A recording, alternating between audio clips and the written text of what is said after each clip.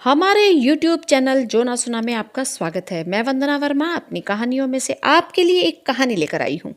कहानी का नाम है अस्तित्व। अनुपमा का संगीता से मिलना तभी होता था जब वह पीहर जाती। संगीता का ससुराल उसकी माँ के घर के सामने था। सही पूछो तो उसका मिलना कम और उसके घर में हो रहे उसके प्रति दुर्व्यवहार की बातें ज़्यादा सुनने में आती थी। संगीता के घर में उसके 2 बच्चे, पति और सास थे। 2 देवर जो दूसरे शहरों में नौकरी कर रहे थे। उसके पति सोमेश का प्राइवेट काम था। सास का उसके प्रति हो रहे दुर्व्यवहार का रिश्तेदारों और आस पड़ोस के लोगों को पता था, लेकिन सामने कोई कुछ ना कहता। सोमेश जब माँ कहती संगीता को पीहर छोड़ाता और कई कई महीनों तक उसे लेने तक ना जाता। उसके दोनों बच्चों को उसके साथ पीहर ना भेजते, लेकिन जो भी उसके पीहर से सामान आता उसे खूब चाव से इस्तेमाल करते। सोमेश का 3-4 दिन बाद संगीता को मारना उसकी जीवन शैली में शुमार हो चुका था। वह उसका सिर दीवार में मारता। जब सिर से खून बहने लगता, उसे लहूलुहान हालत में छोड़कर दंदनाता हुआ घर से बाहर निकल जाता। सास अपने बेटे की इस हरकत पर अपनी जीत और बेटे का शौर्य समझती। हर बार बहाना लेकर पति और सास उसे नीचा दिखाने की कोशिश करते, गाहे बगाहे बहाने ढूंढकर उससे झगड़ने लगते।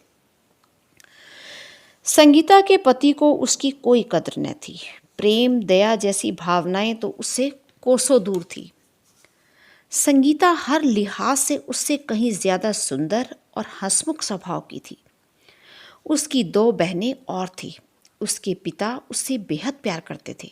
एक बार अनुपमा की माँ ने उसे बताया कि वो बेटी से मिलने आते हैं, तो सास घर में घुसने तक न देती थी।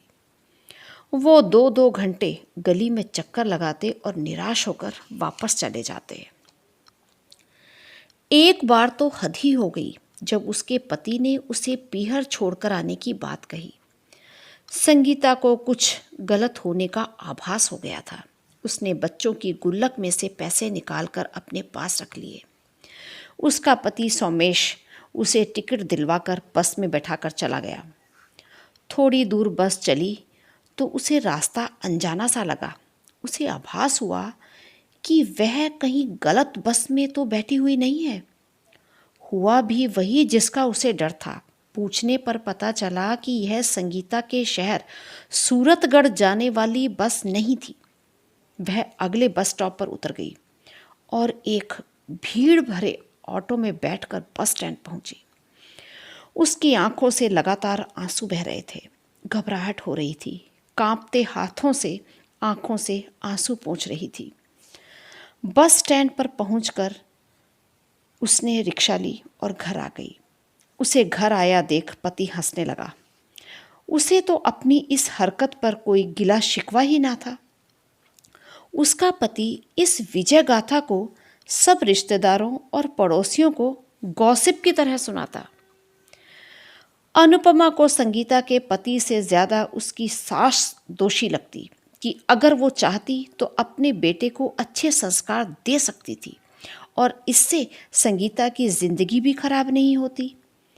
हर बार की तरह अनुपमा चाहकर भी कुछ नहीं कर पा रही थी। ये बातें उसकी आंखों के सामने हुई थी।